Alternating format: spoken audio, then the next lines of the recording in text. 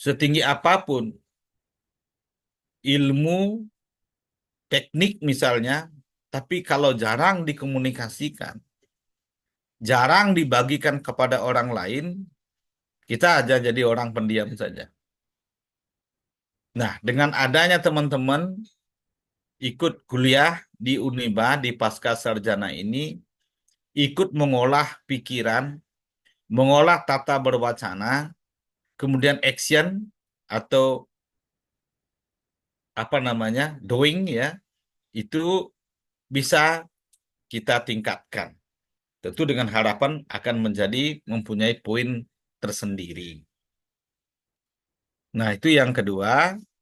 Yang ketiga, ini kuliahnya kita baru mulai jam 7.30. Nah, saya tanya sama teman-teman nih sekarang. Demokrasi saja. Sampai jam berapa mau diakhiri? Nah, pertanyaannya. Ketua kelas, Iya, Pak. Prandia Amelia. Nana, Iya, Pak. Mbak Nana. Jadi Mbak Nana mau sampai jam berapa kuliahnya? Kalau dari saya bisa mengikuti dari teman-teman yang lain aja, Pak. Saya ngikut aja, Pak. Oke, ya. Kalau misalnya begitu, ini kan kita bertemu 2 kali. Namun malam ini kita akan akhiri sampai jam 9.30 atau jam 10. Yang mana dipilih? Kalau saya kasih tawaran jam 9.30 atau jam 22, yang mana dipilih, teman-teman?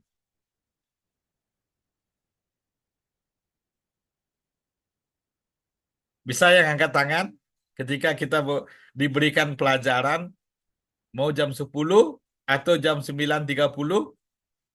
Silakan berkomentar satu di antara Anda semuanya.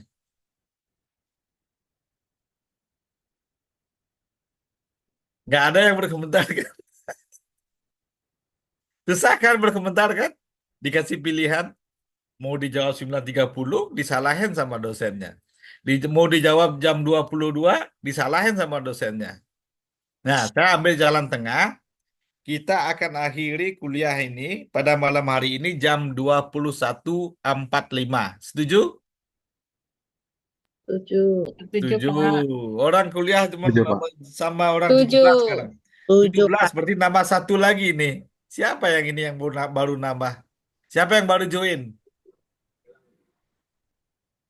Nah, nggak ada yang ngaku. Jadi yang terakhir saya mau katakan sama teman-teman, sama saudara-saudara, sama Anda semua. Kuliah di manajemen itu harus mampu mengekspresikan apa yang dimiliki. Mampu mengekspresikan nanti akan nampak pada saat ujian proposal, pada saat ujian tesis akan nampak di situ. Nah, kalau mau tesisnya bagus, bahasa yang disampaikan bagus, seperti yang saya katakan tadi, maka mulailah hari ini. Ketika ditanya, jawab. Masalah benar atau salah itu urusan kedua. Yang penting bicara. Itulah manajemen. Karena manajemen we need to talk. We need to communication. We need to coordination. We need to discussion. Itu intisarinya. We need to talk. We need to communication. We need to coordination. And we need to discussion. We need to take decision. How to take decision. How to improve ourselves. As you say just now, that saya mau kuliah di Uniba, we want to highlight, we want to increase our knowledge. We want to increase our empirisme. Kuliah sama saya harus mampu. Kalau kurang jelas, tanyakan. Kalau ditanya, jawab. Hands up. Baru namanya, nih mahasiswa Uniba. I'm the Uniba Batam University student. pasca sarjana. Nah, itu. Baik, nggak apa-apa. Jadi mudah-mudahan ke depan itu lebih bagus. Nah, yang terakhir, saya mau sampaikan bahwa besok mestinya ada kuliah kan? Betul, malam ini dan besok pagi sampai siang. Tapi saya mohon maaf, besok saya perjalanan dari Batam ke Jakarta dan dari Jakarta hari Minggu melanjutkan perjalanan ke Bali. Nah, untuk itu perkuliahan untuk sesi yang kedua saya tukar ke tanggal 5 November di malam hari. Dikasih tahu teman-teman yang eh, tidak masuk hari ini bahwa perkuliahan untuk sesi yang kedua itu dilaksanakan tanggal 5 di malam hari. Tanggal 5 malam hari, tanggal 5 itu hari apa? Sekarang Selasa. hari Selasa ya. Itu saya akan ampu dari Bali. Karena posisi saya itu akan ada di Bali pada saat tanggal 5. Ya, jadi diharapkan bisa hadir 20 20 29. 29. Ya, 29. Saya mau ingatkan ketua kelas. Itu Nana. Nana, Nana, Iya, monitor. Pak. Iya, Ya, Pak. Iya, Pak. Nanti tanggal akan 5 kita ya. Tanggal 5 itu jam 7 mulai. Waktu Indonesia bagian Barat. Nah, karena saya di Bali, maka saya akan join jam 8 waktu Indonesia bagian tengah. Ya, Iya, Pak. Siap, Pak. ya, sekarang itu silabusnya. Sekali lagi, saya mau sampaikan kepada saudara-saudara semua bahwa mata kuliah manajemen sumber daya manusia ini bisa diambil di mana saja. Di Google ada, di TikTok ada, di mana-mana ada. Nah, saya hanya memancing saja nanti sharing dalam PowerPoint kepada saudara-saudara itu sebagai pancingan saja. Cakupan mata kuliah manajemen sumber daya manusia ini adalah luas. Lebih-lebih teman-teman yang berprofesi di Human Resources Management, Human Resources atau HR di tempat bekerjanya. Jadi tujuannya kalau begitu nggak perlu dong ketemu sama dosen. Saya mau ambil di Google saja. Saya bisa. Nah, maksudnya adalah kita bertatap muka, saudara-saudara kenal sama saya. Saya sebaliknya bertambah teman pada hari ini sejumlah 15 orang. Jadi apapun yang saya sampaikan ini adalah didengar oleh 17 orang termasuk saya sama Mbak Niki. Jadi sebagai admin. Jadi 15 adalah kawan baru saya, Mbak Niki sudah hari-hari sama saya. Kemudian 7 saya sendiri ada, jadi 17. Hmm, gitu. Maka dari itu kita mulai percikan-percikan yang terkecil untuk menyampaikan sharing. Nah, dalam mata kuliah nanti saya sampaikan jika misalnya ada yang mau bertanya, itu saya persilahkan untuk Pak mau bertanya Pak, jangan sungkan-sungkan. Saya share ya.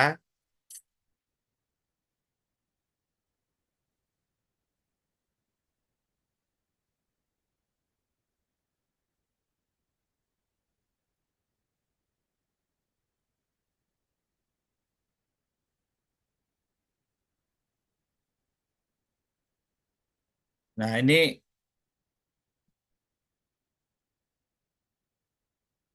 manajemen sumber daya manusia itu dosennya saya. Ini tugas dikasih sama Mbak Niki nih. Ya, ini kita mulai dari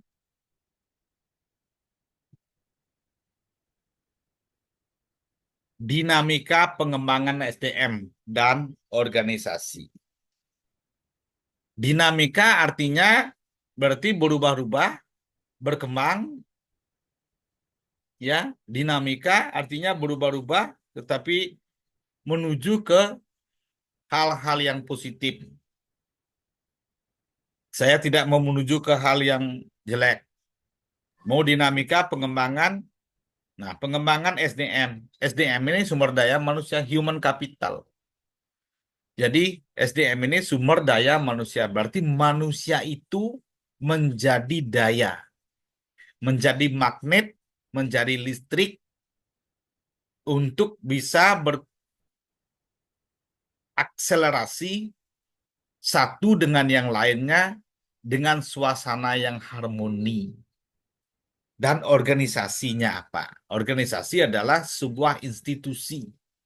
Ada strukturnya, kemudian ada budayanya, ada karakteristiknya, ada misalnya kompensasinya, ada motivasinya, kemudian ada hal-hal yang terkait dengan pengetahuan dalam organisasi itu.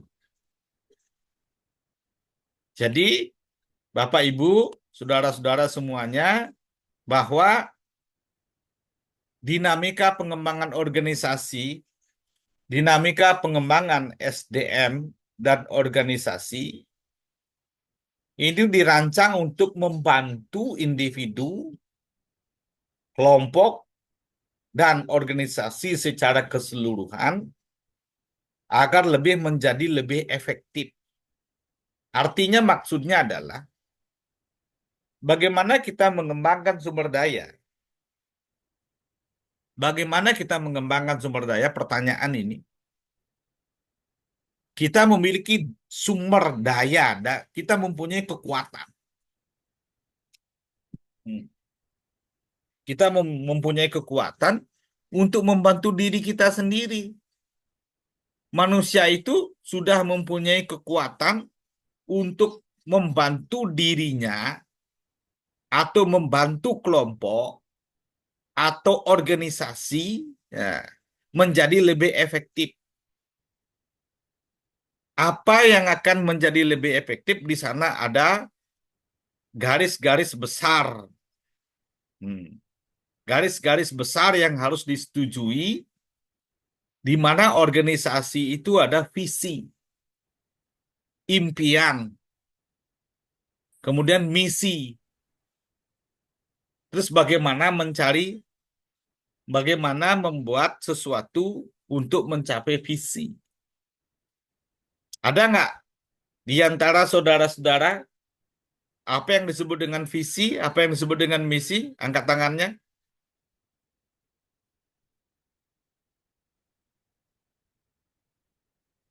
Ya, kita lanjutkan. Dengan visi dan misi, organisasi itu lebih efektif. Diturunkan menjadi SOP, Standard Operating Procedure. Diturunkan menjadi peraturan-peraturan dalam perusahaan. Peraturan-peraturan dalam organisasi. Tuh. Maka pengembangan sumber daya ini dirancang untuk diatur. Kecuali sapi misalnya. Sapi kalau diajak membajak, telusuk di hidungnya itu ditusuk kan?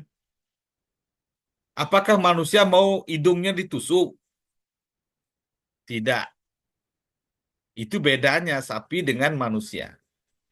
Manusia diberikan kebebasan. Kebebasan mimbar, kebebasan mengeluarkan pendapat, kebebasan berdiskusi, kebebasan bermusyawarah untuk mencapai mufakat. Ini dah salah satu pengembangan sumber daya manusia. Karena apa? Ini diperlukan manusia dalam pekerjaan dalam organisasi yang secara berkelanjutan selalu berubah-ubah. Misalnya, kalau saya tanya, apa sih perbedaan organisasi? Apa sih perbedaan dalam kehidupan? Baru kita mengalami sebuah disease, wabah yang disebut dengan COVID, Corona disease, di tahun 2020. Sekarang tahun 2024. Sebelum tahun 2020, kita belum mengenal namanya kuliah online seperti ini. Tapi COVID melahirkan kita tidak bertatap muka langsung atau disebut dengan daring dalam jaringan. Dulu orang datang ke kampus. Orang dari Tanjung Pinang sore-sore dah menggunakan kapal datang ke Batam. Orang dari Karimun juga datang ke Batam. Kuliah dalam satu kelas. Kita berkumpul, kita ngobrol. Sekarang itu jarang. Berarti ada dong perbedaan secara dinamika sebelum COVID dan sesudah COVID. Nah, itu perubahan eksternal ataupun internal. Dinamika. Hari kemarin sama nggak dengan hari yang sekarang? Kalau saya tanya begitu, saudara-saudara, sama atau beda? Ini yang disebut Beda. dengan dinamika. Tidak ada hari yang sama. Namanya mungkin iya. Kalau hari ini hari Jumat, minggu depan pasti Jumat. Tapi Jumat hari ini sama minggu depan Jumat itu belum tentu sama. Dan pasti berbeda. Inilah penguasaan SDM, pengembangan SDM itu sangat luas. Sehingga karena saking luasnya, orang lupa bagaimana bertutur kata, bagaimana harus menyampaikan pendapat-pendapatnya secara lisan ataupun tulisan. Hmm. Intonasi yang dikeluarkan, yang disampaikan. Lebih-lebih kita menghadapi perkembangan teknologi. Penguasaan teknologi dengan manusia. Tingkat skill manusia untuk menguasai teknologi, bagaimana cara menggunakan, ini kan tuntutan. Tuntutan pekerjaan.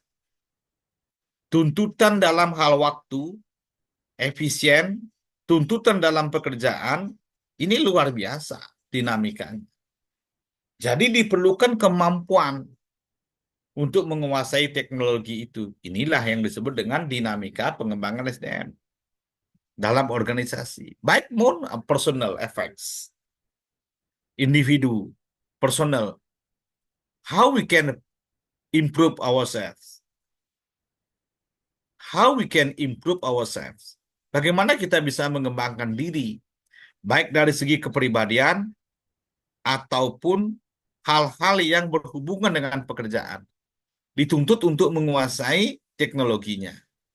Itu di era 4.0, disebut dengan revolusi industri 4.0. Sekarang kita masih belum menguasai 4.0. Orang lain, negara tetangga, misalnya negara Jepang sudah memasuki revolusi industri 5.0 atau society management. Nah, ini saya mau tegaskan. Kita lanjutkan. Dinamika itu dalam pengembangan organisasi itu ada beberapa ya. Pengembangan organisasi itu ada PO. Apa itu PO? Mengapa penting untuk kesuksesan jangka panjang? Ini pengembangan organisasi. Jadi sustainability, berkelanjutan, baik perseorangan, kelompok, organisasi, itu perlu adanya sustainability, berkelanjutannya. berkelanjutan ini. Kita tidak hanya membangun bisnis hari ini. Kita ingin membangun bisnis minggu depan. Kita ingin membangun bisnis bulan depan. Kita ingin melanjutkan 2 bulan lagi, setahun, 2 tahun, 5 tahun, 10 tahun. Apa dasar pemikirannya? Maka kembangkanlah organisasi itu dengan dasar-dasar manusia sebagai sumber daya. Kalau orang Jepang menyebutnya make people, people make product. Buat orangnya dulu, mau wong ke wong kalau orang Jawa. Memanusiakan manusia dulu, baru buat produk. Produk kita buat. Itu adalah salah satu indikator akan keberlanjutannya, sustainability-nya. Yang kedua, itu model pendekatannya adalah unfreeze, change, refreeze. Unfreeze itu apa? Misalnya di dalam sebuah perusahaan. Manusianya yang bekerja itu disebut dengan headcount. Tetapi yang dikerjakan itu berhubungan dengan inventory. Nah, untuk mengetahui antara sistem dengan physical, in between system and physically, we need to know how many we have, how much we have. Maka 1 hari atau 2 hari itu dikenal dengan inventory untuk mencocokkan antara sistem dengan fisik. Maka pada saat itu sistemnya harus di-unfreeze, freeze, change, freeze. Jadi setelah kita freeze, dihitung secara fisik barang-barangnya, kemudian cocokkan dengan sistem apa. Berapa jumlah sistem yang tidak bergerak? Oh, 5. Ternyata setelah dihitung, dijumpai 4. Kita declare, yakin, berarti sistem dari 5 ke 4, unfreeze, refreeze, itu dimasukkan menjadi 4 sistem. Yang satu kita disebut dengan write off. Begitu juga dengan sistem perbankan itu moneter. Bank Indonesia itu buat uang terus. Buat uang terus, beredarlah uang banyak. Nilai moneternya misalnya, suatu hari Bank Indonesia mengecek ini. Berapa uang yang beredar? Berapa uang yang beredar? Dicek itu. Kalau misalnya fisikalnya lebih kurang daripada sistem, maka write off. Atau fisikalnya lebih besar daripada sistem, itu write on. Declare, kita bersama-sama.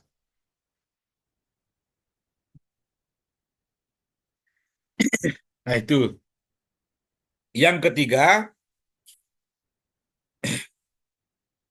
ketiga itu adalah peran manajemen perubahan. Kalau saudara-saudara masuk ke dalam program doktor untuk MSDM, ini manajemen perubahan ini ada satu mata kuliah, 3 SKS. Jadi manajemen perubahan bagaimana mengelola perubahan organisasi. Organisasi itu dirubah atau tidak dirubah, dia mengalami perubahan. Organisasi itu dirubah atau tidak dirubah, dia mengalami perubahan. Begitu sama dengan manusia. Manusia umur 25 segini. Namanya tetap, umur 30 begini. 15 tahun kita tidak berjumpa, kita berjumpa lagi sekali, ini siapa ya? ini Fitriana ya. Dulu awakmu gemuk ya, sekarang kok kurus gitu. Misalnya begitu. Nggak kenal lagi kita. Karena sudah mengalami perubahan, mengalami evolusi.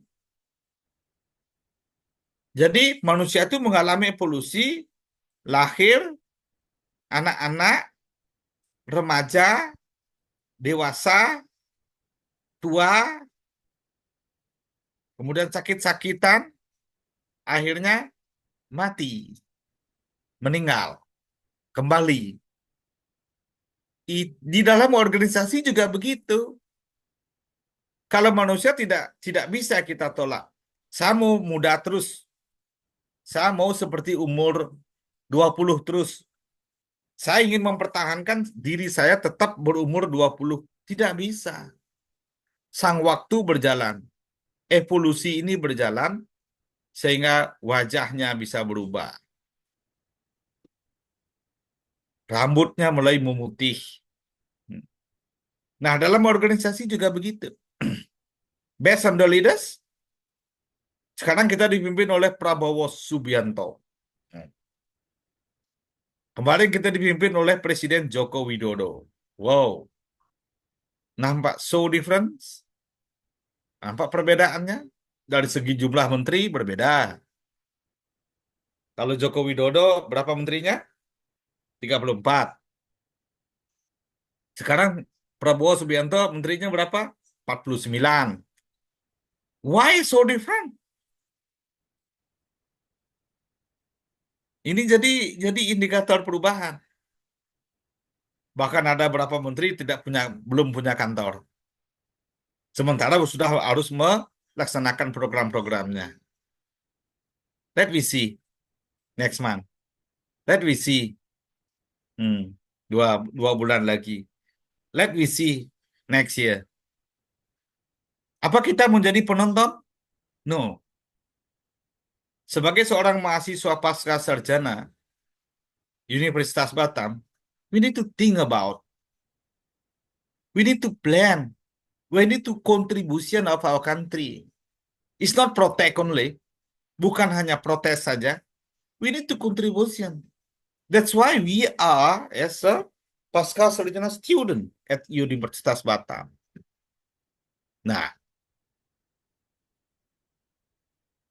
kenapa begitu? Visi dan misi itu pun juga bisa berubah sesuai dengan arah kebijakan, sesuai dengan arah tujuan yang strategis. Itu dinamika pengembangan SDM. Ada yang mau berkomentar? Tolong ambilkan Bapak minum, nak. Yes. Tolong ambilkan Bapak minum.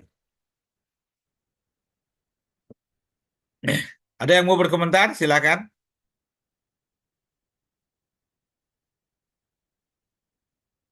Kita diskusi aja. Jangan usah takut-takut sama Pak Wayan. Ada yang mau berkomentar? Nana mau berkomentar?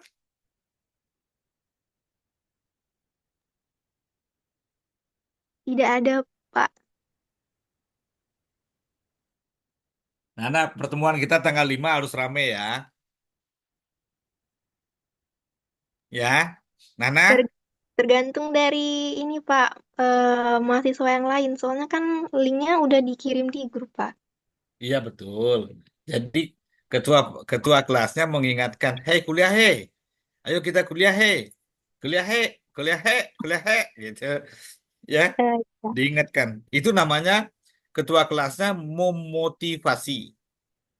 memotivasi teman-temannya. Iya, Pak. Baik, Pak. Ya, jadi Iya, Pak. ada 13. Ya. Ya. Jadi Iya, Pak. selanjutnya adalah upaya manajemen yang terencana dilakukan secara berkesinambungan dan untuk meningkatkan kompetensi pekerja dan unjuk kerja organisasi melalui program pelatihan. Ada training, ada pendidikan, ada pengembangan, development. Hmm. Ini perlu. Kalau dalam perusahaan atau dalam organisasi manapun untuk mendapatkan SDM, sumber daya manusia, maka yang pertama kita membokok lowongan kerja. Ada perusahaannya dulu, setelah itu membuka lowongan kerja. Ada interview, ada testing. Apakah komputer advance test, kemudian setelah dinyatakan diterima, itu perlu dilaksanakan pelatihan atau training. Nah, kemudian setelah training selesai, bila perlu ada penempatan. Right man on the right place. Kemudian bila perlu ada pendidikannya, ada pengembangannya. Itu umum itu harus dilakukan. Kalau di PNS, di pemerintahan, itu umum. Kalau di swasta tergantung, based on the company, based on the factory. Ya, kalau misalnya yang memiliki perusahaan itu cepat ingin output, cepat ingin productivity, langsung dikerjakan aja. Tapi begitu produktivitinya hancur, dia marah-marah. Jadi pimpinan perusahaannya langsung mempunyai titel MBA. Tahu MBA? MBA itu Managed by Angry. Karena rugi, apa yang harus disampaikan oleh pimpinan perusahaan? Karena rugi, marah-marah. Nah, di awal, sebelum kita marah-marah, perlu tahapan-tahapan ini. Training, pendidikan, pengembangannya, disekolahkan, tesnya yang bagus, anak-anak punya calon karyawan itu memiliki potensi akademik, memiliki ilmu pengetahuan yang cukup, memiliki budi pekerti, hmm, attitude, memiliki skill, ini knowledge, attitude, satu lagi skill. Dengan kita, yang mana sih yang kita pentingkan? Ada yang mau berkomentar? Punya pengetahuan, punya attitude, punya skill. Bagi seorang profesional, orang yang memiliki dominan pengetahuan diterima, atau orang yang memiliki dominan budi pekerti diterima, atau memiliki dominan skill yang diterima? Fitriana, coba jawab. Yang mana kira-kira ada dua orang calon karyawan. Yang pertama adalah memiliki pengetahuan, pinter, tapi attitude-nya kurang. Yang kedua, attitude-nya dominan, tapi pengetahuannya kurang. Pertanyaannya adalah, yang mana Fitriana terima? Kalau saya yang attitude-nya lebih bagus, Pak. Kenapa? Karena banyak orang pintar, tapi eh, kurang ajar, Pak. Jadi banyak orang pintar tapi kurang ajar gitu kan. Contohnya Rocky Gerung gitu. Jadi betul, jawabannya betul. Dari hal orang yang pintar tapi attitude-nya tak bagus, orang yang berattitude bagus, pengetahuannya agak kurang, orang pasti memilih attitude-nya yang bagus. Kesetiaannya, kejujurannya, honestly, hmm, itu akan bertahan ikut ke kita. Bagaimana cara ingin mengetahui attitude yang bagus? Bagaimana cara mengetesnya? Kita mempunyai instrumennya. Alatnya kita punya. Alatnya kita punya. Teman-teman psikologi itu punya alat yang untuk mengukur orang memiliki attitude yang bagus, orang pengetahuan. Bagus, Fitriana. Jadi kita pilihlah orang yang mempunyai budi pekerti, mempunyai akhlak, kemudian mempunyai attitude yang bagus. Karena ilmu pengetahuan itu bisa dipelajari. Skill itu bisa dilatih. Tapi kalau attitude, bagaimana kita mau memberikan satu pemahaman? Karena dia berasal dari pengaruh keluarganya. Dari kecil pendidikan yang dia dapat adalah dari keluarga. Semakin baik keluarga itu, maka anak-anaknya akan menjadi lebih baik. Semakin jelek kondisi lingkungan keluarga, maka anak-anak tidak mendapatkan kasih sayang. Bisa jadi setiap malam minggu, itu kalau kita lewat di Batam Center, dia sudah tidak melihat lagi masjid di situ. Dia kebut-kebutan, ngong, ngong, ngong, ngong, ngong, ngong. Kalau di apa ya diperingatkan, dia bawa pisau. Dia tidak segan-segan membunuh. Kenapa anak-anak ini jadi begini? Itu adalah 80%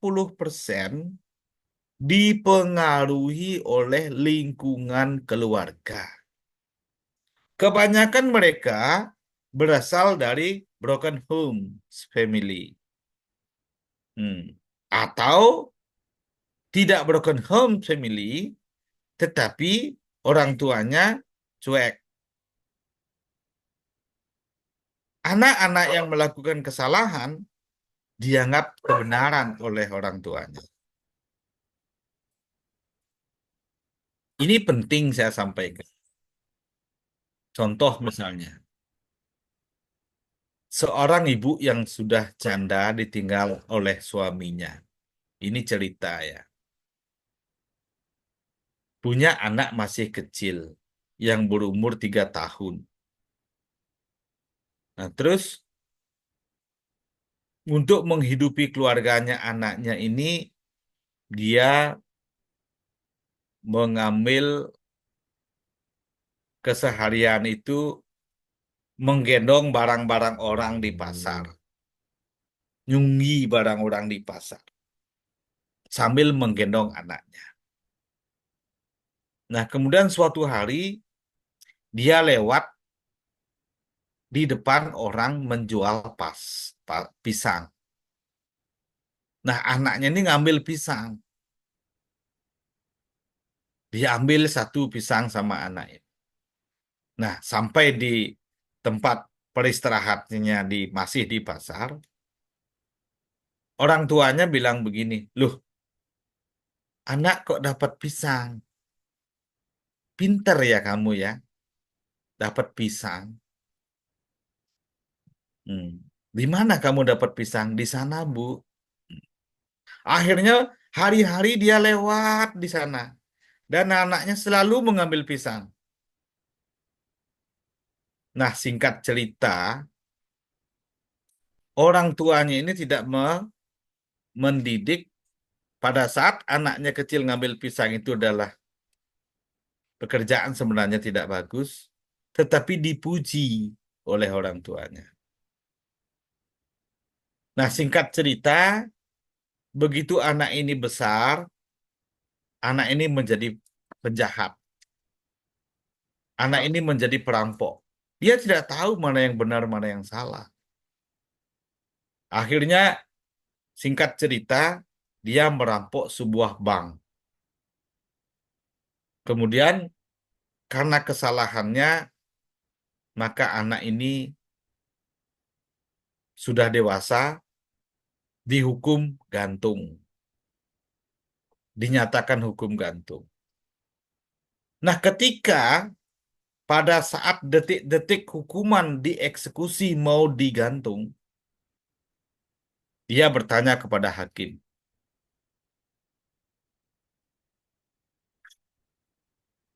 Pak Hakim, sebelum saya digantung, boleh Kak saya mengajukan pertanyaan? Oh boleh, saudara boleh mengajukan pertanyaan. Kalau boleh yang mulia, boleh Kak saya dipertemukan dengan orang tua saya? Nama orang tua saya ini, alamatnya ini. Boleh? Hakim akhirnya mencari ibunya. Pada saat antara anak dan ibu ini bertemu, anak ini bertanya kepada ibunya, "Ibu, kenapa ibu tidak menegur saya ketika saya mengambil pisang waktu kecil? Ibu malah menyetujui, malah mengapresiasi. Akhirnya saya tidak tahu mana yang benar, mana yang salah. Dan kejahatan ini pada akhirnya hari ini anakmu akan digantung." Baru kemudian ibunya menyesal. Akibat yang kecil, a little bit, but the big difference. Sesuatu hal yang sepele, tetapi akibatnya sangat besar. Paham ya saudara-saudara? Saudara-saudara masih yang masih bujang, mungkin nanti akan berkeluarga. Yang berkeluarga tentu punya anak. Kita harus mampu mendidik anak mana benar, mana salah. Tidak seperti terjadi dalam cerita itu. Nah, sama dengan sekarang hari ini. Jumlahnya 29 yang hadir 13 misalnya. Itu saya nggak senang. Karena ocehan saya pada hari ini tidak semuanya mendengar. Kelas ini tidak mendengar semuanya. Pertama mungkin alasannya benar, saya tidak bisa kuliah karena sakit. Yes. Saya tidak kuliah hari ini karena sedang ada pekerjaan di luar. Yes. Saya tidak kuliah pada hari ini karena dosennya paling gitu-gitu aja. Itu saya tidak setuju. Saya tidak kuliah hari ini, pasti nanti aja saya mau buat tesis, saya dibuatkan orang kok. Saya sudah bayar. Nggak ada. Nah, bersyukurlah kepada yang hadir pada hari ini bisa bertemu sama saya. Dan tanggal 5 juga bisa bertemu dengan saya. Kalau misalnya tanggal 5 juga masih 13 orang, sayonara. Silakan buka di Google. Intinya tidak mendapatkan cerita dari saya. Cerita ini kan tidak ada di Google, tidak ada di online, tetapi mengandung inspirasi. Diterima atau tidak, saya menyampaikan inspirasi itu untuk kebaikan kepribadian bangsa saya. Untuk kebaikan daripada mahasiswa saya. Kepribadian dari mahasiswa ini menjadi baik, dalam keluarganya juga akan menjadi baik, baik di keluarga akan baik di tetangga, baik di tetangga akan baik di masyarakat, baik di masyarakat akan baik juga di agamanya, baik di agama bangsa ini akan berubah menjadi negara maju seperti yang digaung-gaungkan Indonesia emas di tahun 2045.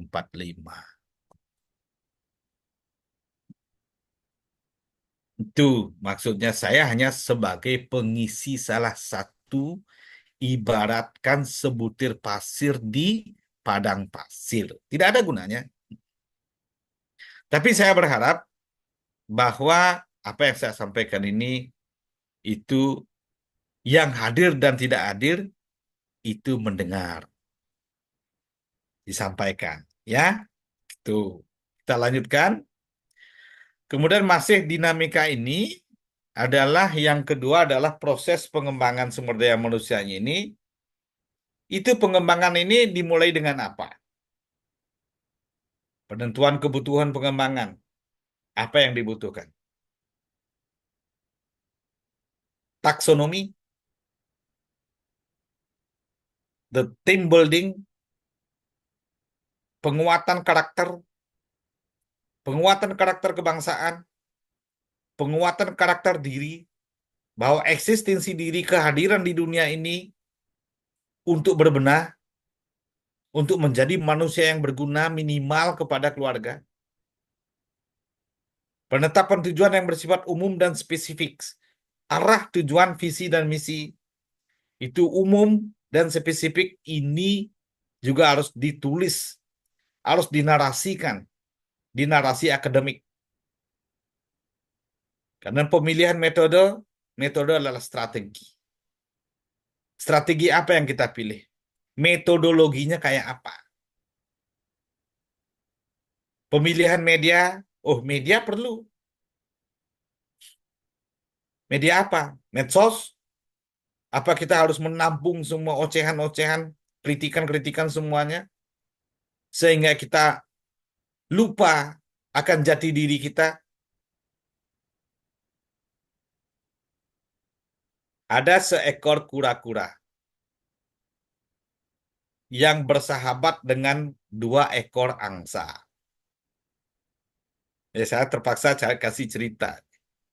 Ini adalah bicara tentang media, bicara tentang strategi. Kura-kura dan angsa ini sudah hidup di kolam bertahun-tahun. Tapi tiba musim kemarau, air kolam itu kering. Angsa bisa terbang dan menemukan kolam yang baru. Nah, karena persahabatannya dengan kura-kura, dia ingin menjemput kura-kura. Hai sahabatku kura-kura, saya sudah menemukan kolam yang bersih, jernih di sana. Saya ingin mengajak dirimu sebagai seorang sahabat yang baik, yang sudah bertahun-tahun hidup di kolam ini. Apakah kamu mau ikut saya nggak? Oh, kura-kura dengan senang dia menjawab. Saya mau ikut dong. Kita sudah bersahabat lama. Saya mau ikut kemanapun sahabat, seia sekata sehidup semati lah. Ya, kura-kura, jawabnya angsa. Kamu boleh ikut, tapi ada syaratnya.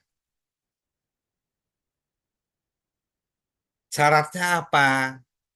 Kamu dalam perjalanan tidak boleh bicara.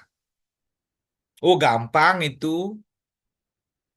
Kalau kamu bilang gampang, maka ada sebatang kayu. Kami berdua akan membawa kayu itu, kamu di tengah-tengah menggigitnya.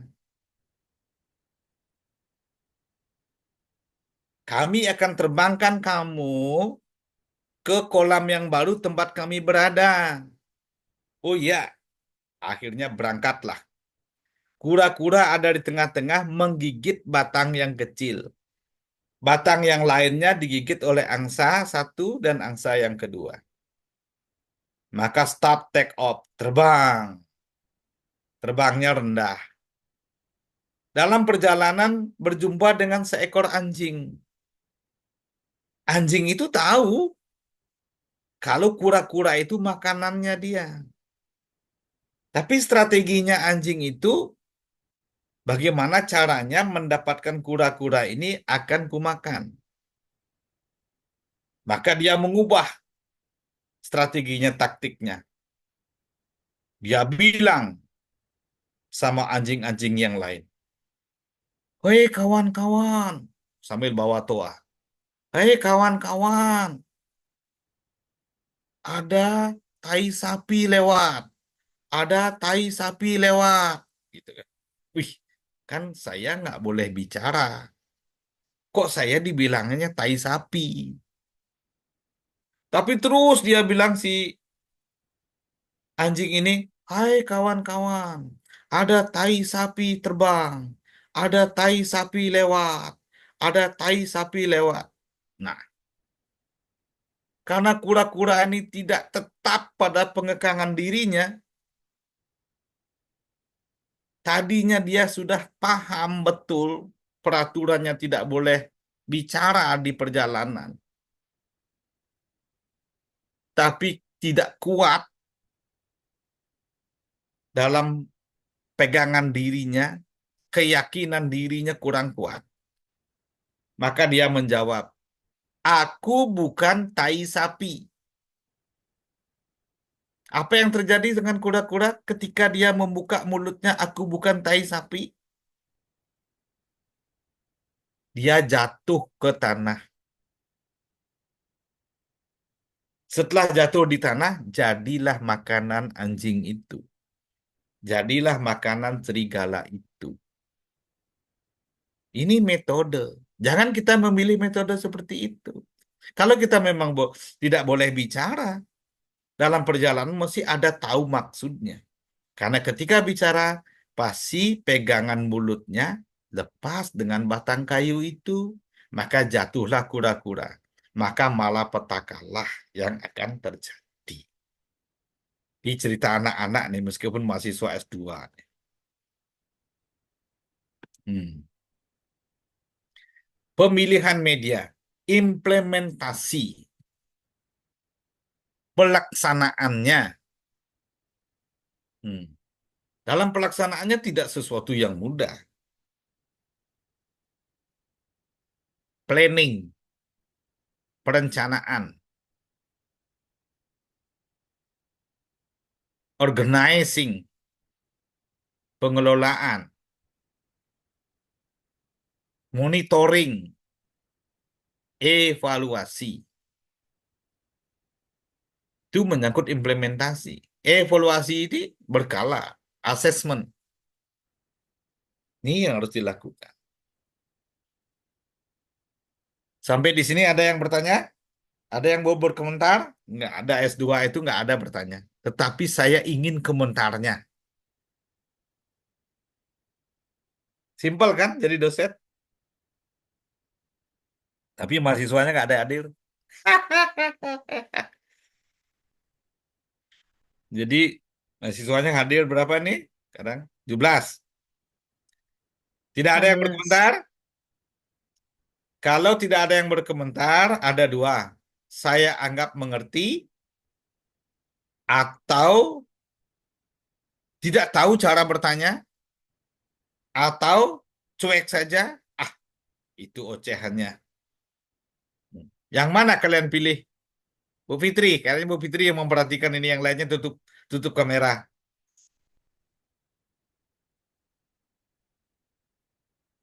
Nana, komentarnya kemana? Kalau dari saya sudah paham, Pak. Ah, bagus, dapat nilai A itu Nana. Ketua kelas itu jaminannya A. Iya, Pak. Tapi jangan simply-simply. Tugasnya berat. Mengkoordinir kawan-kawannya. Bersyukurlah jadi ketua kelas Nana. Iya, Pak. Ya, karena dapat kesempatan untuk mengkoordinir say hello sama teman-teman. Pakai telepon. Teleponnya nggak dibayar. Pulsanya nggak dibayar. Tapi yang membayar Tuhan dan nilai itu sendiri. Oke? Iya, Pak. Kebutuhan pengembangan itu apa? Analisis organisasinya.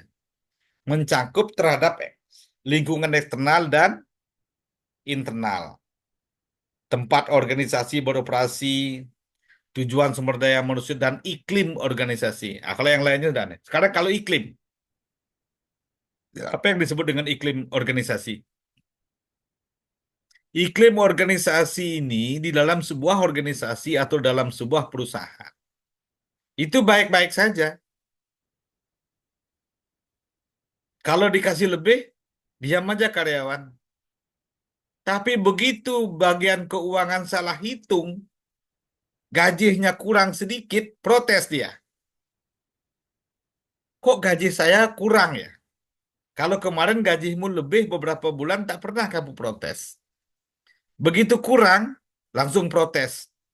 Itu berarti karyawan yang bagus atau yang karyawan yang jelek? Saya menguji leader saya saya kasih lebih diam aja dia. Saya kasih lebih. Suatu hari orderan berkurang, kemudian dicutikan. Leader tidak cuti. Begitu yang cuti, yang punya minus cuti banyak, habis kontrak, cutinya diputihkan, leadernya protes. Kenapa kamu protes? Tuh, saya kan tidak pernah tidak masuk, Pak. Selalu saya masuk, sehingga saya tidak pernah dicutikan. Sementara orang lain itu sering dicutikan pada saat dia resign, habis kontrak, kok nggak dipotong gajinya, Pak?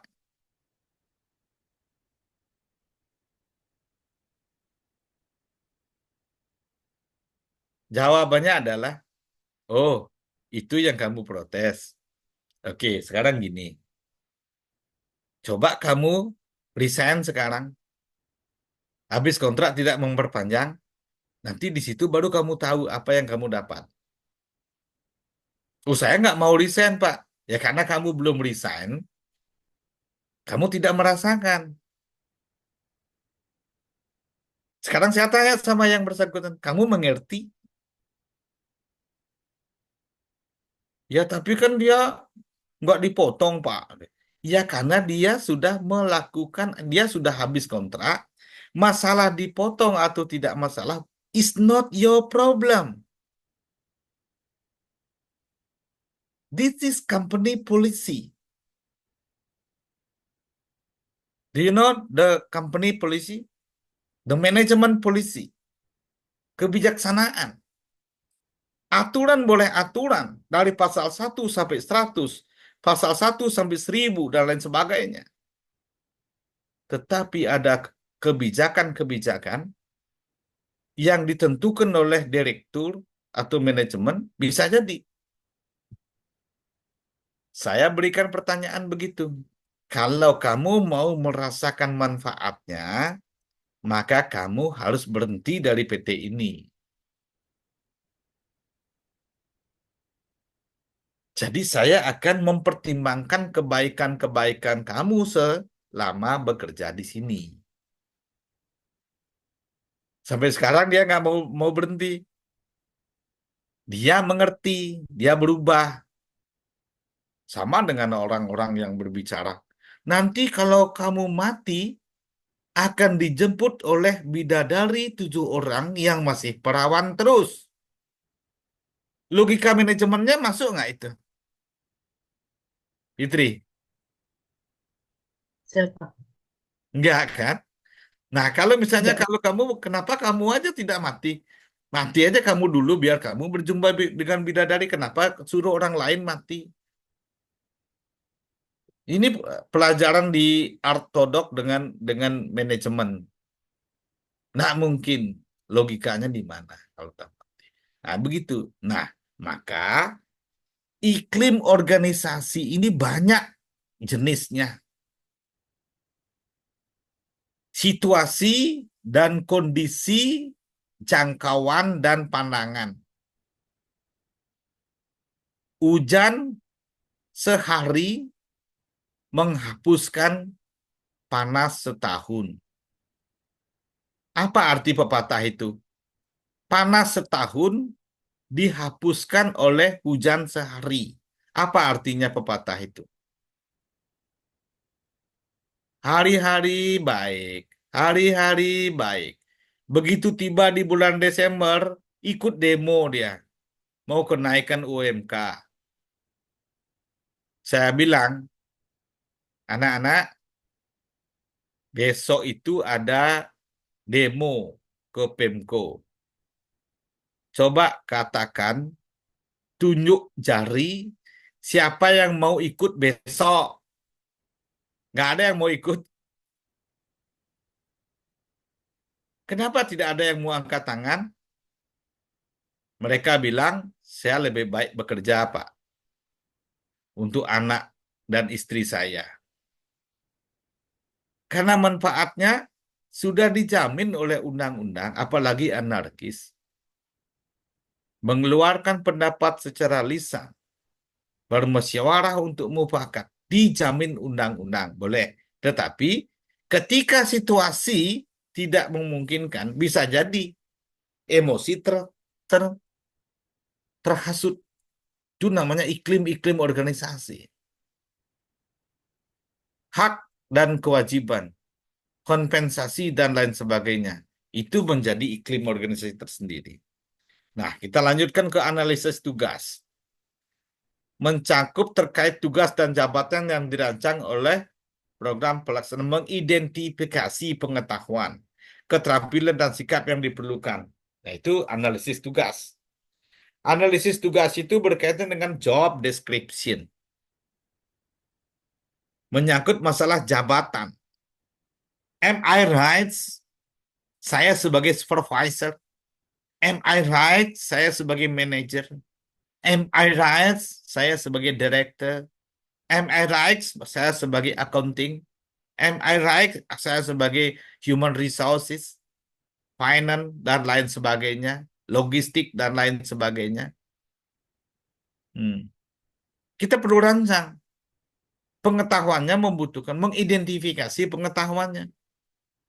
Apakah dia tuh mencukupi pengetahuan yang dimiliki, keterampilan, dan sikap. Sikap itu apa? Behaviors. Personal behaviors terhadap organisasi. Organisasi di sini adalah perusahaan bisa, kemudian bisa juga dalam sebuah institusi negara, institusi pemerintahan. Analisis orang, kalau analisis orang itu berfokus pada pekerja secara individu. Buat assessment, buat tesnya. Dari situ, dari hasilnya kita akan mengetahui. Tesnya nggak usah yang susah-susah, gampang-gampangan. Kalau saya mengetes analisis orang berfokus pada secara individu ini, kita tes, saya suruh menggambar rumah. Saya suruh menggambar orang. Saya suruh menggambar pohon. Dari ketiga gambar ini kita sudah tahu. Mau tahu caranya, nanti saya gambarkan. Sekarang nggak bisa gambarkan online.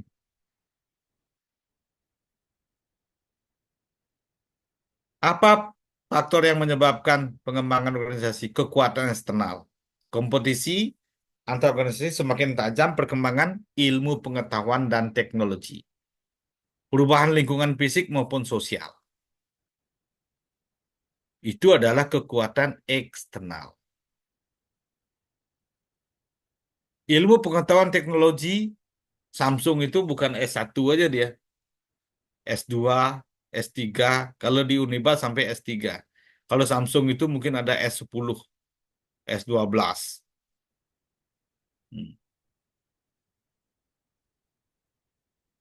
Tapi di organisasi semakin tajam.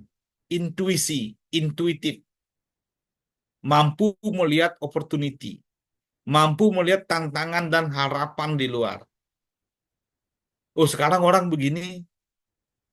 Apa yang harus kita lakukan? What we can do in our culture.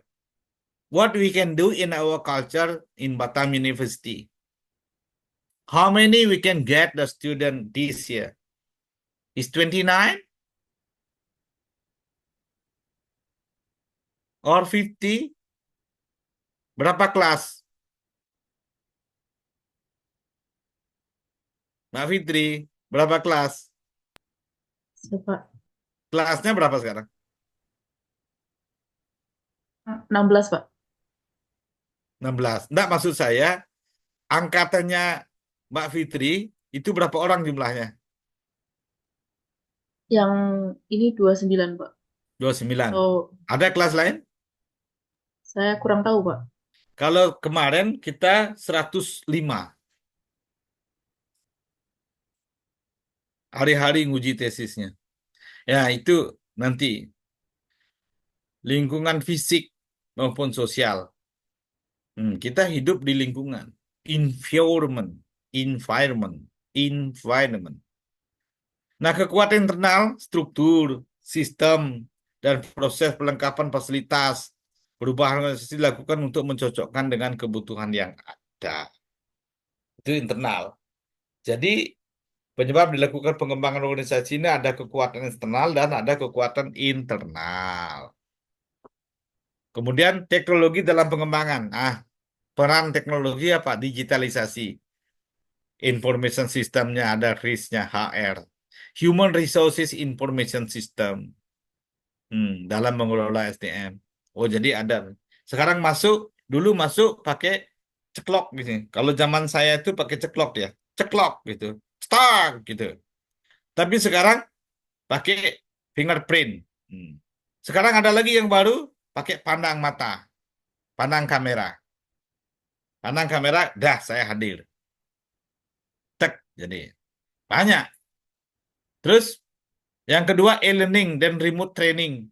Sekarang sampai seperti yang sekarang kita lakukan, e-learning, remote. Bagaimana kita belajar interaksi dua arah melalui daring.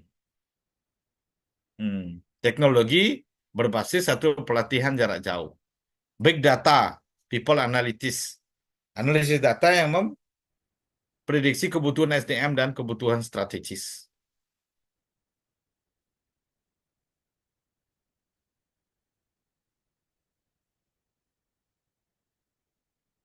Ih, tadi kita sepakati sampai jam berapa? 9.45, Pak. 9.45. Masih punya waktu 30 menit. Hmm. Ada yang berkomentar, kenapa tidak ada yang berkomentar ya? Tidak berguna yang apa saya sampaikan? Enggak, Prof. Bukan gitu. Bukan Berguna. gitu, Pak. Berguna. Jadi di sela saja saya ingin mendengar suara Anda. Jadi tantangan, resistensi perubahan, keterbatasan, anggaran, kurangnya partisipasi dan lain-lain. Ini tantangan.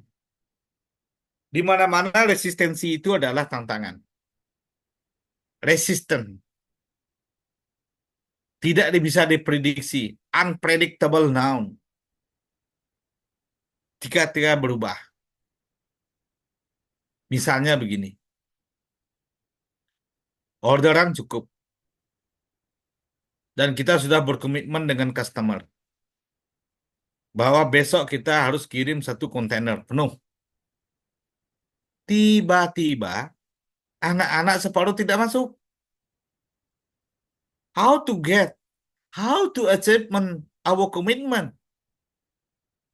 This is called for resistancy change. The second thing is limited of budgeting. Budgeting limited. Oh, kekurangannya modal. Oh, kekurangan modal we can get from bank loan. We can get loan from bank.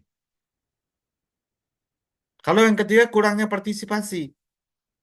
Shortage of the participation. Lower participation. Ini tantangan. Apa solusinya? Leaders updating. Adaptif, kepemimpinan yang adaptif. Kepemimpinan yang bisa menyesuaikan. Kepemimpinan yang bisa adjustment situation. Second thing is communication effective. The effective communication. How to make it the effective communication. Just to say hello. Hey Helen, how are you? Are you fine? Yes. How about your family?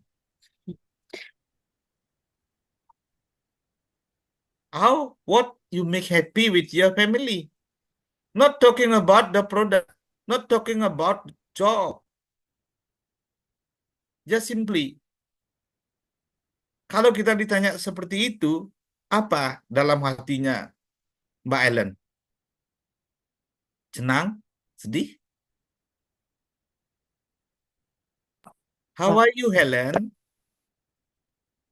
Apa kabar, Helen? Saya ditanya. Berarti saya ada ya? Oh, saya baik-baik. Apa Anda gembira hari ini? Yeah, I'm fine. I'm happy. What make happy you? What you make happy? Oh ya, anak saya baru lulus wisuda. Oh, anak saya baru lulus TK, bagus nilainya. Oh, anak saya juara. Oh, welcome. I think you better today than yesterday. So how you feel? How you feel, Helen? Nice? Have a nice day? ini pertanyaan beneran ini Pak. Maksudnya Iya, saya pertanyaan benar. pertanyaan benar. Iya, sekarang. Yes, I am feeling happy today. I only have like 2 classes, so I have quite spare time today. So I'm feeling happy I can do many things. Nice, very good. Pronunciation is very good. Nah, itu artinya kita mampu melakukan komunikasi yang efektif. Komunikasi yang efektif, pertama, what is your problem? Please tell your problem. No. Jadi, no, hilangkan. Leave it. Apa problem di rumah? No. Come into the company, come into the institution, come into the organization is to make happy. How to make happy? Is based on the leader. Based on the tergantung kepemimpinan. Kepemimpinannya mukanya sudah seram, tak nyapa gimana? Gimana perasaan? How you feel? Nggak bisa komunikasi yang efektif. Kemudian program pelatihan berbasis hasil. Result oriented.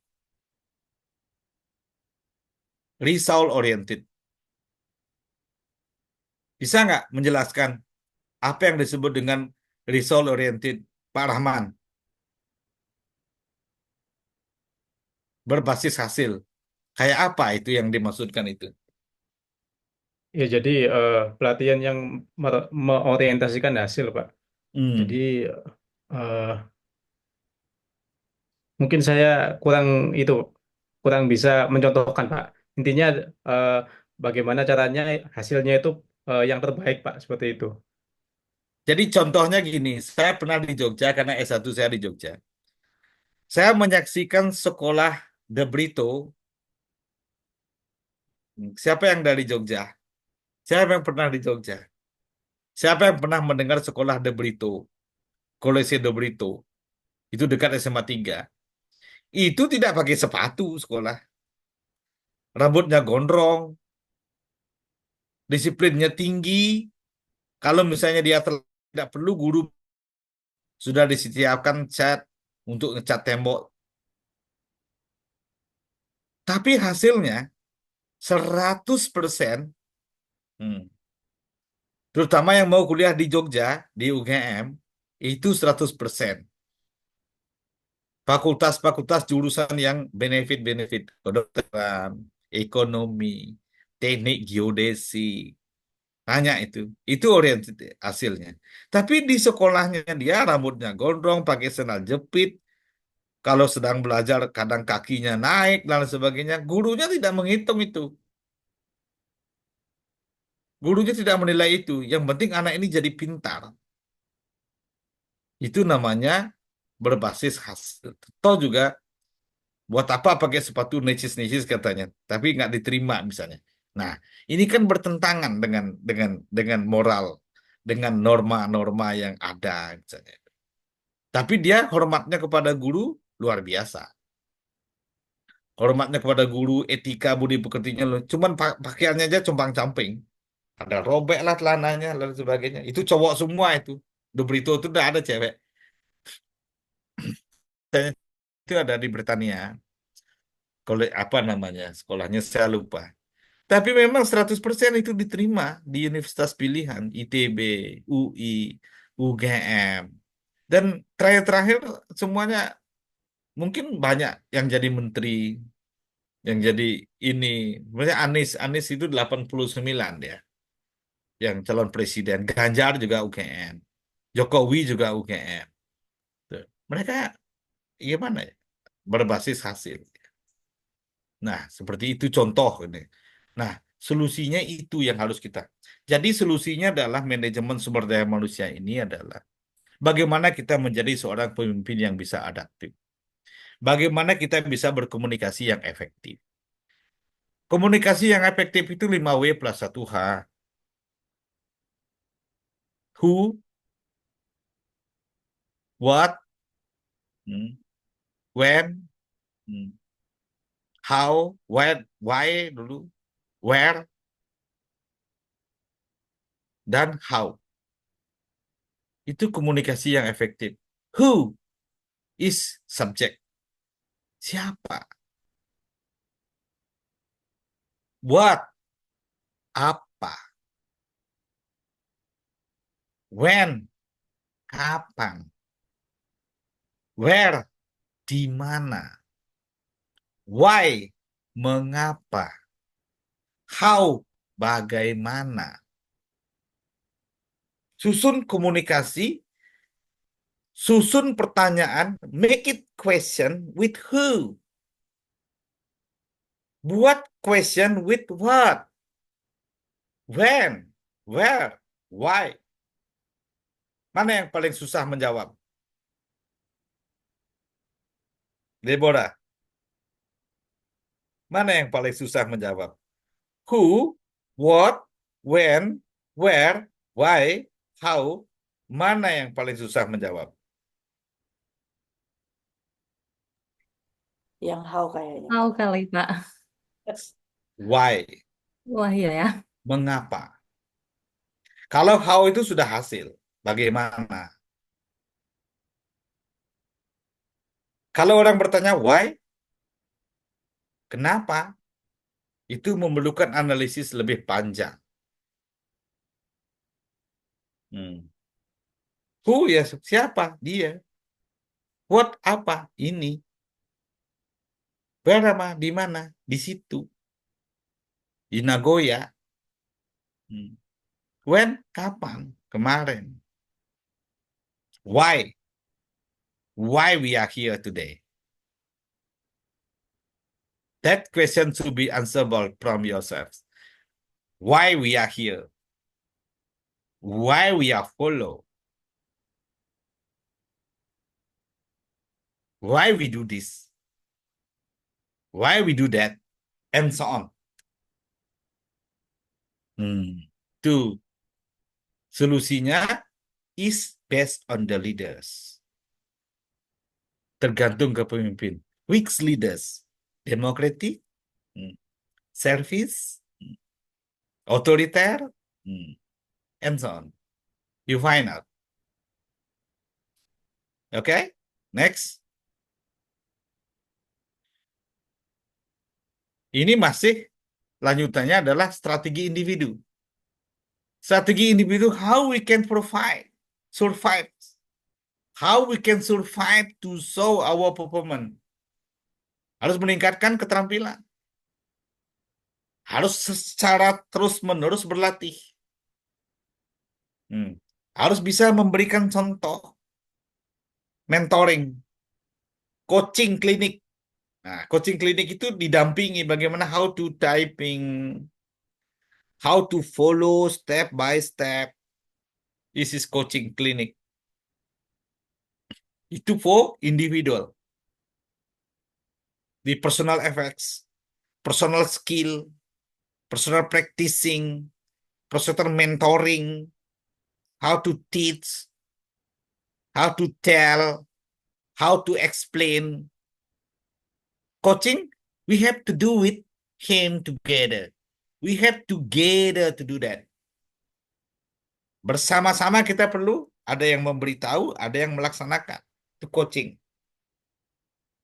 bukan kucing. Strategi organisasional, sukses perencanaan, manajemen talenta. Manajemen talenta ini, kalau Uniba begini, terus manajemennya kayak ini terus ini. Kalau ayahnya dokter, kok anaknya dokter? Ada talentanya. Kalau ayahnya penyanyi, anaknya penyanyi. Hmm. Kalau ayahnya pengusaha, anaknya kok pengusaha.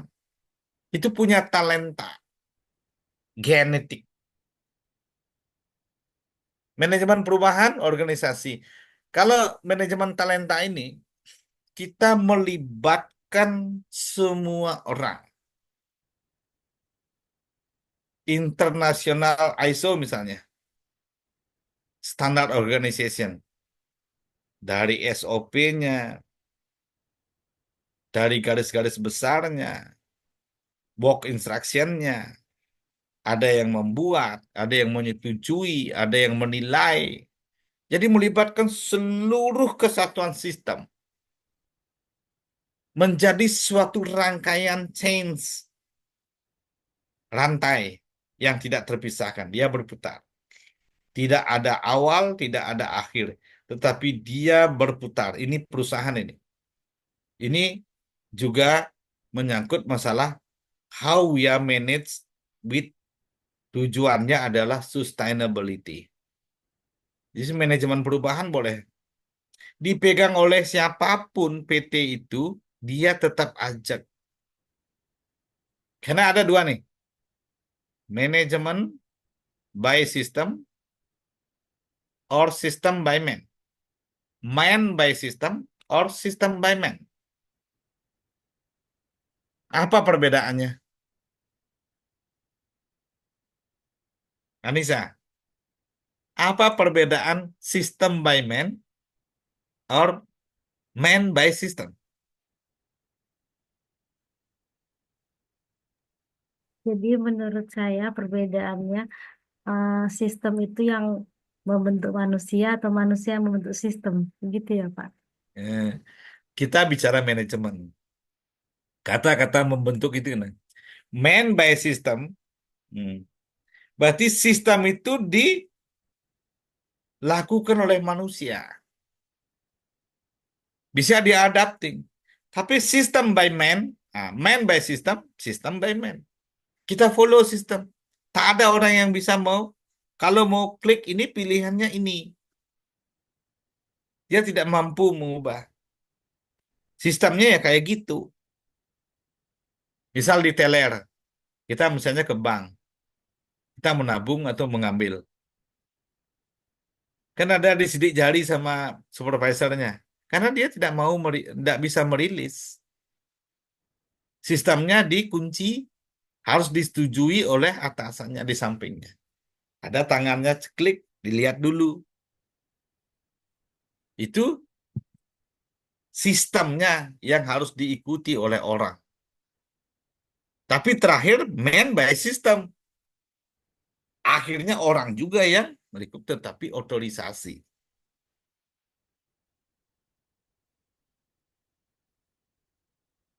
Itu ya. Pelajari. Itu baru yang pertama. Itu manajemen sumber daya manusia. Ada yang mau dibagi? Silakan. Dari pemaparan kita dari awal tadi, ada yang mau dibagi? Ada yang mau berkomentar?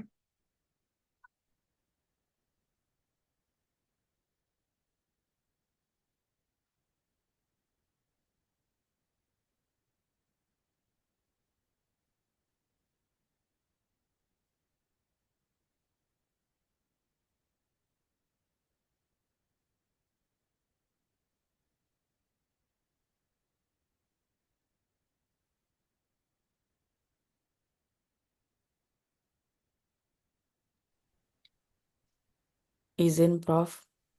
Ya, mau apa ya, Prof, mau bertanya atau curah pendapat saja.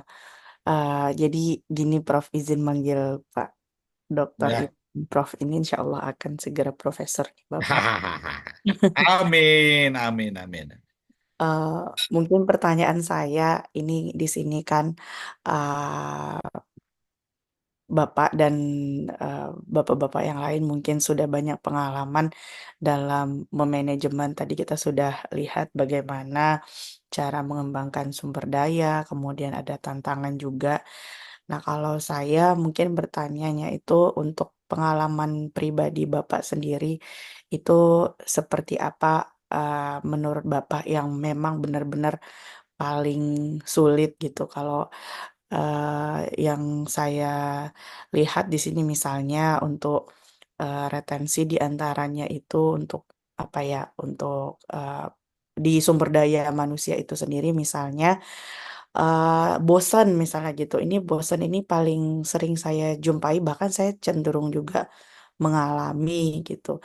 Nah, eh, kalau pengalaman Bapak sendiri gitu misalnya di dalam eh, kehidupan yang nyata begitu kan. Itu kira-kira kalau menurut Bapak apa tantangannya dan bagaimana biasanya Bapak mengatasi hal tersebut gitu. Dan kalau ada solusi mungkin untuk eh, menghadapi retensi yang bosan mungkin boleh di share juga gitu mungkin Pak. Jadi curah pendapat saja gitu Pak. Terima kasih Pak. Terima kasih pertanyaannya yang bagus. Ini dengan siapa nih? Helen Pak, Helen. Helen ya. Oh. Saat ini saya sudah memasuki 59 ini. Di awal saya eh, ingin share sama teman-teman di sini ya. Saya pernah tes di Jogja, itu mau datang ke Batam, pertanyaannya yang pertama ini adalah, do you like a girl? Begitu pertanyaan orang yang mau mewawancarai. Terus saya jawab, yes, I like girls. I like the girl. Tapi yang ada dalam benak saya suka wanita karena moga-moga wanita yang saya suka ini akan menjadi pacar saya dan mungkin menjadi istri saya. Saya benar menjawab yes. Nah, kemudian si pewawancara kan saya menjawabnya yes. Berarti benar juga. 3 bulan kemudian, waktu itu saya ke Singapura tahun 91. Begitu kami diterima di perusahaan di Batam, kami saya Bapak mau di training di Singapura 3 bulan. Berjalan siap biasa aja. Nah, ketika balik ke Batam dari Singapura 3 bulan itu, ternyata yang saya temukan adalah wanita-wanita semua, tak satu pun ada cowok. Berarti saya baru mengerti. Pertanyaan 3 bulan yang lalu itu, do you like a girl, itu bukan maksudnya kamu cari pacar dan kamu menikah dengan dia, tidak. Tetapi maksud pewawancara itu adalah you akan memimpin wanita-wanita. Apa yang saya maksudkan di situ? Boiler. Jadi kadang-kadang orang menjawab benar, tetapi yang ada dalam benaknya itu berbeda. Inilah pemahaman misunderstanding manusia. Tapi kalau pemahaman itu membawa kebaikan, contohnya saya membawa kebaikan. Saya jawab yes. Tapi yang memang dikehendaki adalah jawaban yes. Saya diterima. Dari 250 diterima 11 orang. Tetapi apa yang dimasukkan 3 bulan baru saya mengerti. Si, apa yang bisa kita ambil dari itu? Jadi kelemahan manusia adalah memahami sesuatu itu dengan caranya sendiri, belum tentu benar. Satu. Kemudian yang kedua, manusia itu sulit konsisten. Dia hari ini bilang yes, but tomorrow is no, but sometimes is yes lah. My mom say today is yes.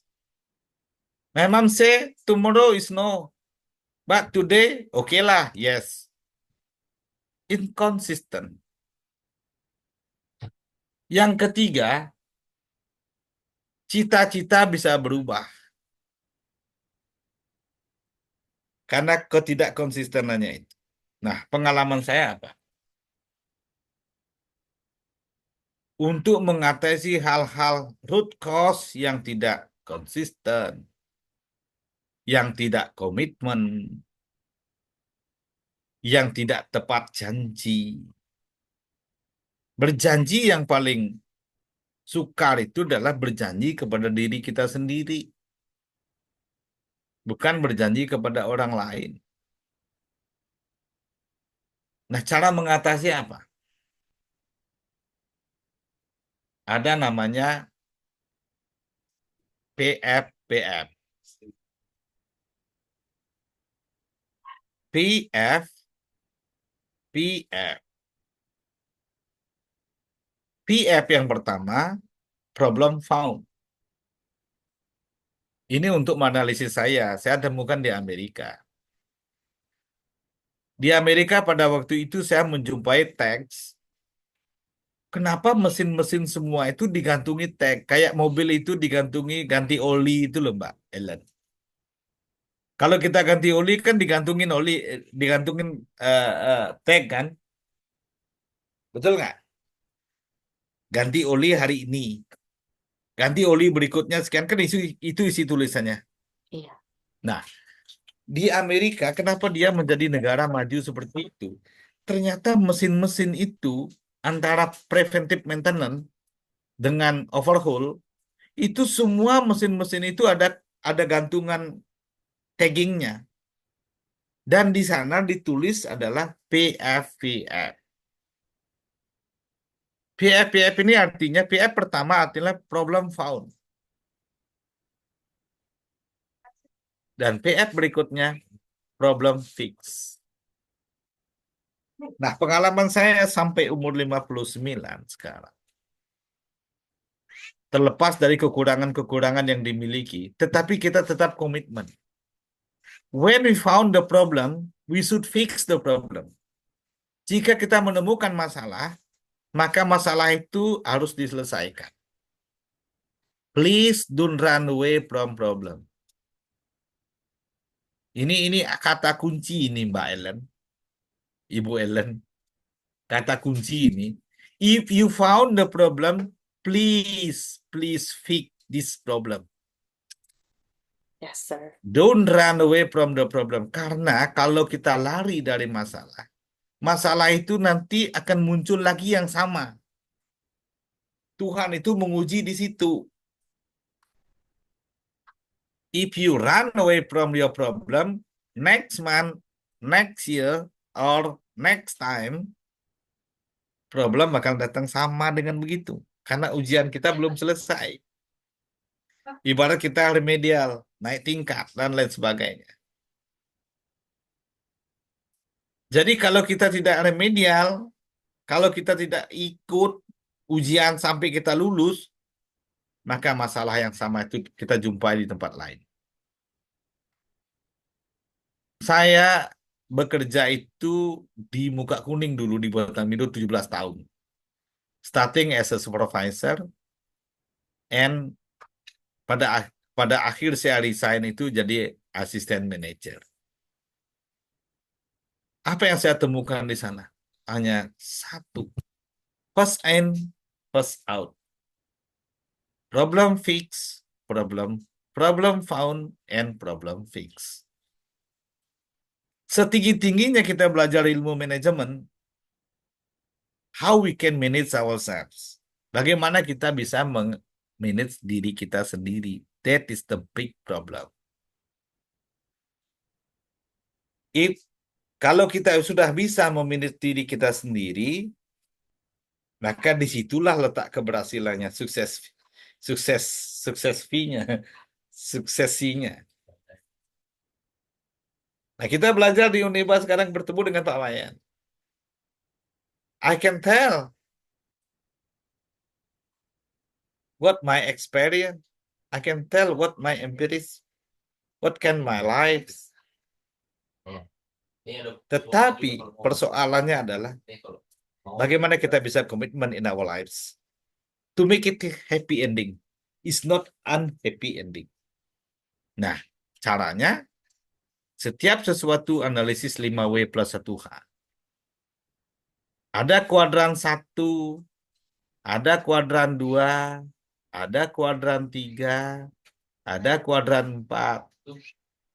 Kalau kita mau sumbu X dan sumbu Y, kita bagi itu menjadi 4 ya. Dengan koordinat-koordinatnya. Kalau saya mulai dari kuadran 1 misalnya, Mbak Ellen. Ini kepada yang lain, bukan hanya kepada Mbak Ellen saja, kepada Bu Ellen saja ya, kepada yang lain ya. Kuadran 1 itu, kalau kita X sebut dulu, Y kedua, maka koordinatnya adalah negatif positif. Benar nggak, Mbak Ellen? Kuadran 1. Kuadran 1 bukan yang X positif, Y positif ya Pak. Sebelah X-nya kanan. negatif apa positif? Kuadran 1 positif dan positif bukan Pak. Tergantung kita bikin Nah, yang sebelah kanan kan positif, sebelah kiri kan negatif. Iya, kalau Kan kuadran 1 titik nolnya di mana? kuadran 1 yang saya bayangkan X positif, Y positif. Kemudian kalau kuadran 2 yang di bayangan saya Perputaran jarak jarum jam. ya seputaran jarum jam Pak. Jadi Nah, X kalau searah dengan jarum jam, maka di kuadran 1 adalah negatif positif karena X, sumbu X-nya kita ambil dulu. Nah, ya, positifnya adalah Y-nya, positif ya. ya, Ya. masih. Artinya apa? Saya yakin teman-teman semuanya sudah mau mengenal SWOT. Strength, weakness, opportunity, and traits. Kekuatan, kelemahan, kemudian kesempatan, dan ancaman. Kan gitu. Ya, Pak. Nah, kalau misalnya di kuadran 1, maka nilainya negatif positif. Negatif itu W, weakness. Positif itu S. Maka di kuadran 1 kita taruh WS. Kalau dalam ilmu manajemen, WS artinya orang datang bodoh, begitu ketemu sama kita jadi pintar. Perlu training. Taruh dia di kelompok kuadran 1. Di kuadran 2, X sama Y positif-positif. Searah jarum jam. Maka tempatkan dia, calonkan kompetensi yang dia miliki menjadi seorang leader, supervisor, manager, bahkan director. Dia punya kompetensi. Di kuadran 3, positif, negatif. Awalnya dia datang bagus, ternyata berattitude problem. Jadi dia berulah ketika misalnya hak-haknya tidak dipenuhi dan lain sebagainya, dia demo dan lain sebagainya. Orang-orang demo itu kan dia tetap menjadi karyawan. Kenapa harus menyampaikan sesuatu dengan demo misalnya? Itu di kuadran 3. Kemudian di kuadran 4, negatif-negatif dia. Nah, kalau misalnya kita hubungkan dengan istilah apa? credible, willing, unwilling, able, unable, willing, and unwilling. Able is okay. He positive. We can able to do that. Unable berarti butuh petunjuk, butuh pekerjaan, tunjuk. Kemudian willing, kalau disuruh dia kerja, kalau nggak disuruh dia diam. Unwilling orang idiot.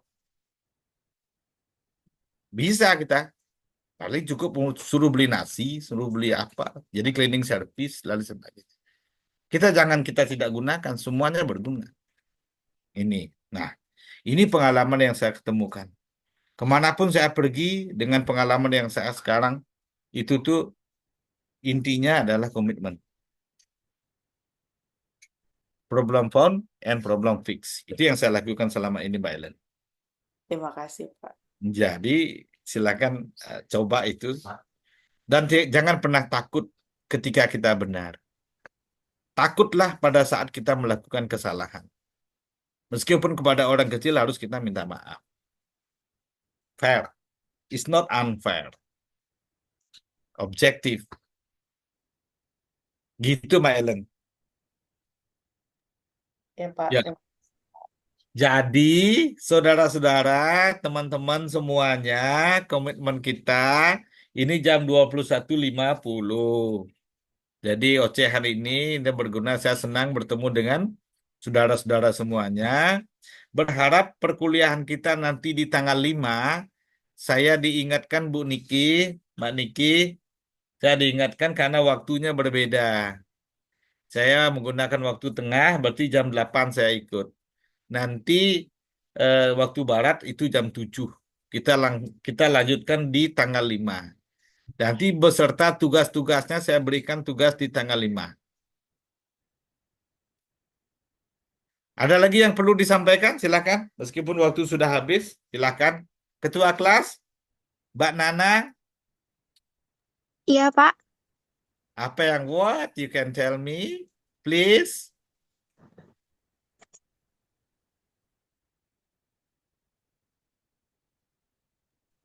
Maaf, Pak, bagaimana, Pak? Apa yang perlu disampaikan? Silakan. Oh, boleh ini, Pak, untuk absen dulu, Pak. Absen. Iya, saya mau screenshot. Oh, foto. Iya, Pak. Foto sekarang 18 ya. Siapa yang baru datang itu ya? Oh, 18. Berarti masih I'm not happy today, Nana. Bapak tidak happy hari ini. Ada Bapak mau nyampaikan mutiara-mutiara untuk ke depan, untuk semua. Jadi ada, ini 18, 17 hilang-hilang ini. Jadi mudah-mudahan apa yang saya sampaikan hari ini, sampaikanlah salam kepada teman-teman dan rajin-rajinlah kuliah. Karena kuliah ini adalah kualitatif, bukan kuantitatif. Kata teman saya, tadi malam Pak Wayan berikan seperti ini. Kata saya mendengarkan langsung. Yang mana lebih bagus? Mendengarkan langsung, Mendengarkan Pak. langsung. Kualitatif. Kita bisa mendengarkan langsung. Kualitatif. Dan itu tidak akan pernah lagi didengar. Kalau saya disuruh mengulang dari pertama kata-kata saya yang sama dengan tadi itu, apa saya bisa? Tidak bisa. Saya mengatakan tidak bisa. Memang slide-nya ada. Saya bisa mengulangi apa, tetapi kalimat yang muncul pengembangan intelektual development proses itu tidak akan pernah sama disampaikan dalam narasi. Karena narasi akademis bersumber pada tekstual. Tetapi ketika seorang dosen itu bicara, tekstualnya bisa sama, tetapi cara mengajarnya bisa berbeda. Itu bagi saya. Ya, silakan dipoto. Mbak Nana, siapa Mbak Nana yang bertugas memoto? Udah selesai, Pak. Terima kasih, Pak. Harapan saya tanggal 5 ikut semua ya Mbak Nana. Iya, Pak, sudah disampaikan di grupnya, 29. Pak. Sampaikan sekali lagi. Ya. Ya, jadi saudara-saudara, teman-teman semuanya sampai di sini perkuliahan kita pada hari ini. Semoga apa yang saya sampaikan, apa yang Bapak sampaikan itu bisa berguna bagi saudara-saudara semuanya, bagi kalian semuanya, bagi ibu-ibu, bapak-bapak, dan lain sebagainya. Ya, mudah-mudahan bisa berguna. Demikian yang dapat kami sampaikan. Jadi kalau ada hal-hal yang kurang berkenan, jangan disimpan dalam hati. Jadi ada hal-hal yang salah, jangan disimpan. Masukkan jauh-jauh luar.